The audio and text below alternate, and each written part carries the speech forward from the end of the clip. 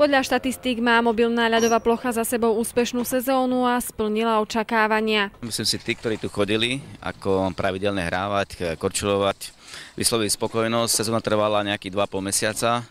Vlastne ukončenie bolo niekedy okolo 10. marca. Samotná ekonomika prevádzky ešte nie je vyhodnotená, ale čakáme na faktúru z elektrárny. Následne sa to zhodnotí a uvidíme ako ďalej. Predpokladám, že nová sezóna by mohla začať niekedy v novembri tohto roku.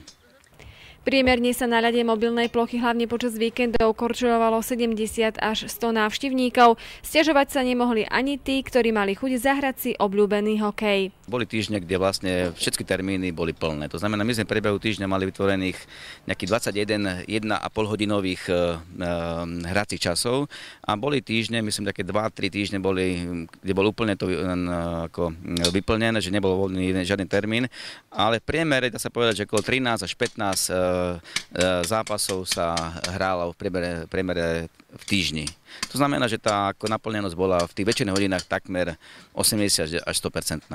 Na letnú sezónu je už vo fáze výstavby multifunkčné ihrisko, ktoré bude slúžiť hlavne mladým športovcom. Bola získaná dotácia z úradu vlády vo výške 1,2 milióna korún. Celkový náklad bude na úrovni 2,5 milióna korún. Ten rozdiel je vlastne investíciou mesta Strelebovňa.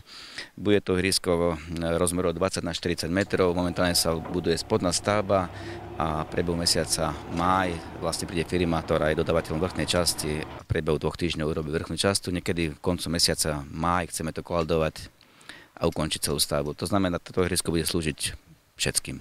Prevádzkovanie stavby je momentálne v štádiu plánovania. Výhodou však je, že ihrisko bude umiestnené v stráženom športovom areáli. Určite spôsob nájdeme taký, aby ten prístup bol bezplatný a slúžil záujemcom.